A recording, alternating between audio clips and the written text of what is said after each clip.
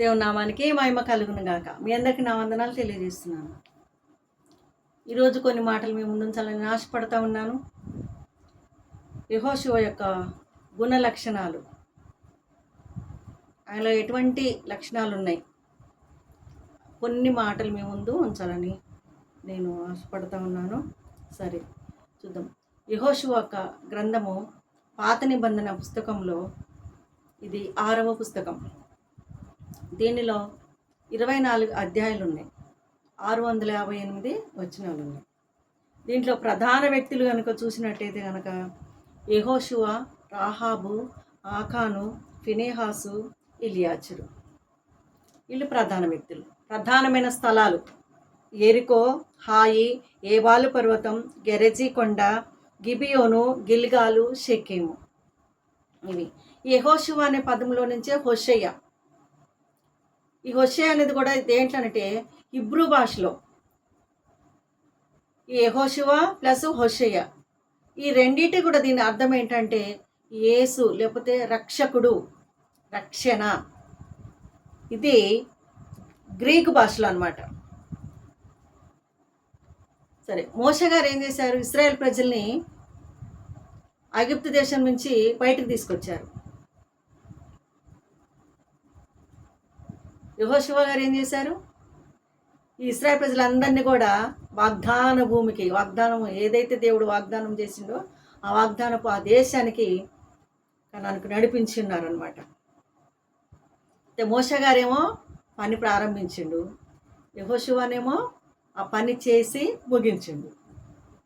దేవుని స్తోత్రం. ఏది ఏమైతే దేవుడు వాగ్దానం చేసిన కనుక అది నెరవేర్చిండు అనమాట. మన జీవితాల్లో కూడా ఏదైనా మీ పట్ల నా పట్ల ఏదైనా ప్రవచనాలు కానీ వాగ్దానాలు కానీ ఏమైతే మీకు ఇచ్చిండో ఇగో అని చెప్పేసి ఇది చేస్తాను చెప్పిన ఆ మాట ఖచ్చితంగా దేవుడు ఆ వాగ్దానం నెరవేరుస్తాడు. కొంచెం ఆలస్యమైన ఏం కాదు కానీ తన మాట ఇచ్చి ఆయన నెరవేర్చుకునే మన దేవుడు. అందుకే ఆయన్ని దేవుడు అన్నారు. ఆయన నిజమైన దేవుడు. చూడండి, అంశం ఏమనగా నేను నీకు తోడైనాను. ఈ మాట ఎవరితో చెప్తారంటే ఆ దేవాది దేవుడు యెహోషువతో చెబుతున్నాడు. మోషేకి తోడైన దేవుడను యెహోషువ, నీకును తోడైనాను, నువ్వు వెళ్ళు, నువ్వు భయపడొద్దు.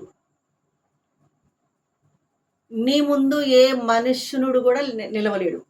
ఏ మనుష్యుడు, కనపడే శత్రువులైనా కనపడని శత్రువులైన మనుషులైన శక్తులైన వ్యక్తులైనా ఎవరు కూడా నీ ఎదుట నిలవలేరు. నువ్వు వెళ్ళు, నేను నీకు తోడుగా ఉన్నాను అని చెప్పి అభయం ఇస్తా ఉన్నాడు. నేను నీకు తోడుగా ఉన్నాను, భయపడకు అనే మాట చూడండి ఎంత ఆదరణ, ఎంత ధైర్యం. అంతకంటే గొప్ప వాగ్దానం ఏముంటుంది మన పరిశుద్ధమైన ఈ గ్రంథంలో? అంతకంటే మంచి వాగ్దానం ఏముంటుంది? ఆయన తోడుగా ఉంటే మనకు అన్నీ ఉన్నట్టే కదా. ఆయన ఒక్కడు తోడుగా ఉంటే చాలు, అదే కోరుకోవాలి మనం కూడా. చూడండి, ఆయనలో ఉన్న ఒక 7 రకాల మంచి గుణ లక్షణాలు. ఒకటి వచ్చేసి మొదటగా అతడు దేవుని చిత్తం మాత్రమే జరిగించిన వ్యక్తి. ఇంకా ఆయన సొంత చిత్తం కానీ ఇంకా వేరే వాళ్ళ మనుషుల చిత్తం కానీ ఎవరి చిత్తం కూడా ఆయనలో లేదు. కానీ దేవుని యొక్క చిత్తానికి ఆయన అప్పగించుకున్నాడు. దేవుని యొక్క చిత్తమే చేసిండు అనమాట. ఆయన ఇష్టానుసారంగా ఎక్కడ కూడా నడిచినట్టు లేదు.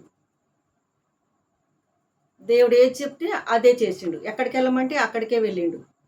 అలాగా దేవుని చిత్తానుసారంగా నడుచుకున్న వ్యక్తి. చూడండి, దేవుని చిత్తమట అంతులేని నిరీక్షణకు నడిపిస్తుందట. కానీ సొంత చిత్తము, మానవుని యొక్క చిత్తము, అది ఎక్కడైనా తీసుకుపోగలదు, ఎక్కడైనా పడేయగలదు కదా. మన సొంత చిత్తము దేవుని చిత్తం ముందు ఎప్పుడు కూడా ఓడిపోవాల్సిందే. దేవుని చిత్తం మాత్రమే ఆయన ఖచ్చితంగా జరిగించుకుంటాడు మన పట్ల. మనం కూడా అలాగనే ఉండాలి, ఆయన చిత్తానికే అప్పగించుకోవాలి. దేవునానికి మహిమ కలుగును గాక. ఇక రెండవది, అతడు పరిశుద్ధత కలిగి జీవించిండు, ప్రజలను కూడా పరిశుద్ధతలోనికి నడిపించిండు, పరిశుద్ధపరచిండు వారిని కూడా.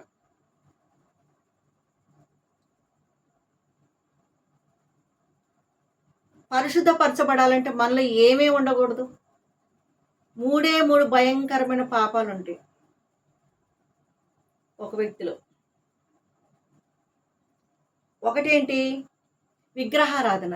2 వ్యభిచారం. 3 నరహత్య. ఒక హత్య చేయటం, ఒక ప్రాణాన్ని తీయటం కూడా పాపం. వ్యభిచారం కూడా భయంకరమైన పాపం. విగ్రహారాధన ఘోరమైన పాపం.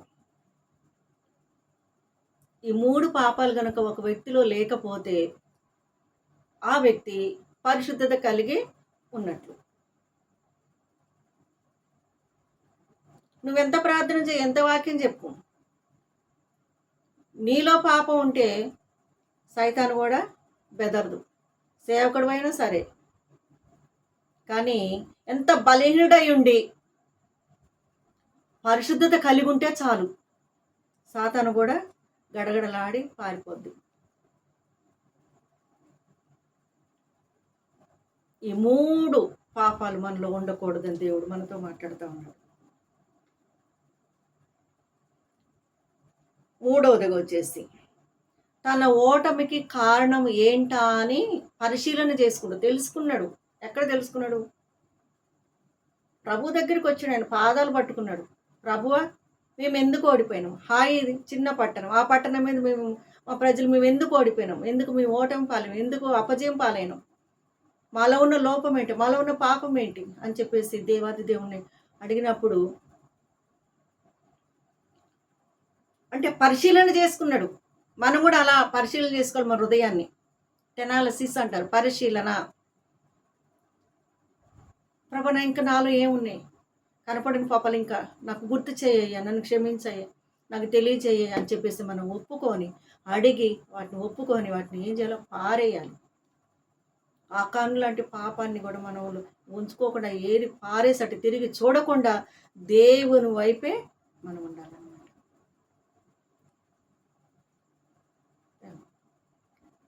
4వది, అతడు ఆకాను లాంటి పాపమును ఏరి పారేసిండు. ఆకాను ఏం చేసిండు? 200 తులముల వెండి, 50 తులాల బంగారు, ఎత్తుగల బంగారు కమ్మి, మంచి సీనారు వస్త్రం. ఆకానంటే పురుషుడు.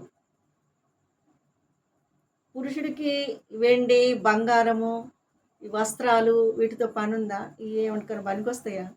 పనికిరావు కదా. అయినా సరే వాటిని దొంగిలించి భూమిలో పాతిపెట్టిండు. ఈ పాపం వల్ల అక్కడ వాళ్ళు హాయి పట్టణం మీద ఓడిపోయి, ఎక్కడ ఓడిపోయినాం, ఎందుకు ఓడిపోయినాం ప్రభు అని చెప్పేసి పాదాలు పట్టుకొని అడిగి గోజాడి, ఆకాను లాంటి పాపం మనలో ఉండకూడదని చెప్పేసి ఆ ఆకాను పాపం అంటే మనలో ఇంకేమైనా ఉంటే అవి కూడా ఏరి పారేసి కాల్చివేయాలన్నమాట. ఆకాను గురించి చెప్పాలంటే చాలా స్టోరీ ఉంది. అదే జరిగిందనమాట. ఒక్కళ్ళు తప్పు చేసిన ఇశ్రాయేలు ప్రజలందరికీ కూడా అందరూ కూడా తప్పు చేసినారంటారు. ఇప్పుడు క్రైస్తవ బిడ్డలు కూడా అదే అంటారు. అందుకని మనలో ఎటువంటి పాపం ఉండకూడదు. ఆయన ఏం చేశారు? ఆకాన్ని వారి కుటుంబం చంపేశారు. అందుకనే మనలో ఉన్న పాపాన్ని చంపేయాలి, అగ్ని చేత కాల్చేయాలి, బూడిద చేయాలి. ఇంకా అటువైపు తిరిగి చూడకూడదు. అలాగ ఉండాలని దేవుడు మనతో మాట్లాడుతూ ఉన్నాడు. మనలో ఎటువంటి పాపం ఉండకూడదు. 5వ వచ్చేసి తను ప్రార్థనను మాత్రమే బలముగా చేసుకున్నాడు. ప్రార్థనే నా బలము, ప్రార్థనే నా ఆయుధం, ప్రార్థనే నా ప్రాణము, నా జీవం. ప్రార్థన లేకపోతే ఏమీ చూడలేం. ఒక ప్రార్థన వల్లనే దేవుడు కార్యాలు చేస్తాడు అన్నమాట. అటువంటి ప్రార్థన తనకు బలముగా చేసుకున్నాడు. ప్రార్థన చేస్తే మనకు కూడా ఎంత బలం, ఎంత ధైర్యం, ఎంత విశ్వాసం కదా. అలాగ మనం కూడా ప్రార్థన వీరులుగా మనం ఉండాలని దేవుడు మనతో మాట్లాడుతున్నాడు. 6వ పాయింట్ వచ్చేసి స్థిరమైన తీర్మానం చేసిండు అనమాట యెహోషువ. స్థిరమైన తీర్మానం, ఇంకా బలమైన తీర్మానం. ఏమని చేసిండు? అదే యెహోషువ గ్రంథంలో 24వ అధ్యాయము 15వ వచనములు, నేనును నా ఇంటి వారును యెహోవాను మాత్రమే సేవించెదం. యేసు ప్రభు, ఆ ప్రభు ఒక్కడే దేవుడు మాకు. ఆయనే మాకు రాజు, ఆయన మాకు నాయకుడు, నావికుడు. ఆయన్నే మేము ఆరాధిస్తాం. నేను ఒక్కడినేనా అంటే కాదు కాదు, కుటుంబం అంతా కలిసి ఆయన మేము స్తుతిస్తాం, ఆరాధిస్తాం, ప్రార్థిస్తాం. ఆయన తప్ప మరొక దేవుడు మాకు లేడు అని ఒక ధైర్యముగా చెప్తా ఉన్నాడు అనమాట ప్రజలకు. మీరు ఏ దేవునైనా కొలుచుకోండి, ఏ విగ్రహారాధన చేసుకోండి, ఏ దేవతనైనా పెట్టుకోండి, కొలుచుకోండి, కానీ ఆరాధించండి. నేను మాత్రం ప్రభువునే, క్రీస్తునే మేము ఆరాధిస్తాం. ఎంతో ధైర్యంగా, ఎంతో దృఢంగా, గట్టి తీర్మానం, బలమైన తీర్మానం చేస్తామన్నాడు. అలాగా కుటుంబం అంతా కలిసి ప్రార్థన. మరి మనం కూడా ఒక్కరం చేస్తే కాదు, కానీ కుటుంబం అంతా కలిసి ప్రార్థించినప్పుడు అనేక అద్భుతాలు, ఆశ్చర్యకారాలు, సమాధానం, సంతోషం, ఆరోగ్యం, ఆశీర్వాదాలు, నెమ్మది, దీవెన దీవిస్తాడు దేవుడు మనల్ని, మన పిల్లల్ని, మన కుటుంబాన్ని. కుటుంబం అంతా కలిసి ప్రార్థించమని దేవుడు మనతో మాట్లాడుతూ ఉన్నాడు. లాస్ట్గా వచ్చేసి 7. అతడు రాజీ పడని మనస్తత్వాన్ని కలిగి ఉన్నాడు. ఒక స్థిరమైన మనస్తత్వం. ఏంటది? రాజీ పడని 3 లోకము, పాపము, డబ్బు. లోకంతో నాకు సంబంధం లేదని చెప్పగలిగిండు. పాపాన్ని ఏరి పారేసిండు. డబ్బు నాకొద్దు ప్రభు, నువ్వు నాకుంటే చాలు, నువ్వు నాకు తోడుగా ఉంటే చాలయ్యా, నాకు అన్నీ నువ్వు ఇస్తావు, నువ్వు ఉన్నట్టు అన్నీ నాకు ఉన్నట్టే అని చెప్పేసి డబ్బుకి రాజీ పడలేదు, డబ్బుతో, లోకంతో రాజీ పడలేదు. లోకములంతా కలుషితం అయిపోయింది, అంతా పాపం, చెడు, అసూయ. అటువంటి పాపాన్ని, లోకాన్ని, డబ్బుని అన్నిటిని కూడా పక్కన పెట్టి వాటితో రాజీ పడలేదు. కొంతమంది డబ్బే ముఖ్యం అంటారు, కొంతమంది కదా పాపాన్ని పట్టుకొని ఊగిలాడతారు, కొంతమంది డబ్బును పట్టుకుంటారు. అయితే మనం ఇవన్నీ కూడా విడిచిపెట్టి ఎప్పుడైతే దేవుని వైపు ఉంటామో, దేవుని గట్టిగా పట్టుకుంటామో, నేను నీకు తోడై ఉన్నానని చెప్తున్నాను. ఆయన మనకు తోడుగా ఉంటే ఇగో ఈ 7 పాయింట్స్, ఈ 7 రకాల తీర్మానాలు మనలో ఉండాలి, మనం కలిగి ఉండాలి. ఈ 7 తీర్మానాలు చేయాలన్నమాట. ఒక గట్టి తీర్మానం, బలమైన తీర్మానాలు. ఒకటి, దేవుని చిత్తం జరిగించాలి. రెండవది, పరిశుద్ధంగా జీవించాలి. లోకంలో పరిశుద్ధత లేకుండా ప్రభువుని చూడలేడంట. మనం హృదయం శుద్ధిగా ఉండాలి, అప్పుడే మనం ప్రభుని చూడగలుగుతాం. ఆయన దర్శనాలు, ఆయన కాలంలో ఆయన వాగ్దానాలు ఆయన చూడగలుగుతాం కదా. అలా పాపాన్ని ఏరిపారేయాలి. బలమైన తీర్మానం, నేను నా ఇంటి వారిని యెహోవాను సేవించదు, మా కుటుంబం అంతా కలిసి నిన్ను ఆరాధిస్తాం ప్రభు అని చెప్పేసి ఒక తీర్మానం. పాపంతో, లోకంతో, డబ్బుతో రాజీ పడలేదు ఎక్కడ కూడా. నాకు ఇవన్నీ వద్దు ప్రభు, నువ్వు కావాలి అని పట్టుకున్నాడు గట్టిగా. ఇలాంటి తీర్మానం. మనలో 3 భయంకరమైన పాపాలు ఉంటాయి. నా పాపాలు: విగ్రహారాధన, వ్యభిచారము, నరహత్య. ఈ 3 వీటన్నిటి కూడా మనం తీసేసుకున్నప్పుడే దేవునికి ఇష్టలముగా దేవుడు మనకు తోడై ఉంటాడు. ఇవన్నీ ఏ వ్యక్తిలోనైతే ఉండవో ఆ వ్యక్తికి దేవుడు తోడుగా ఉంటాడు. యెహోషువకు తోడై ఉన్న దేవుడు నీకును నాకును మనందరికీ తోడై ఉన్నాడు. ఆయనకు ఒక్కడికే కాదు, కానీ మనం కూడా ఇలాంటి తీర్మానాలు చేసి 7 రకాల లక్షణాలు మనలో ఉండినట్టయితే ఖచ్చితంగా మన కుటుంబాలు మనం దీవించబడతాం. ఆమేన్. కొద్ది మాటలు మీకును మీ కుటుంబాలకు దీవెనకరంగా, ఆశీర్వాదకరంగా మలచబడును గాక. ఆమేన్.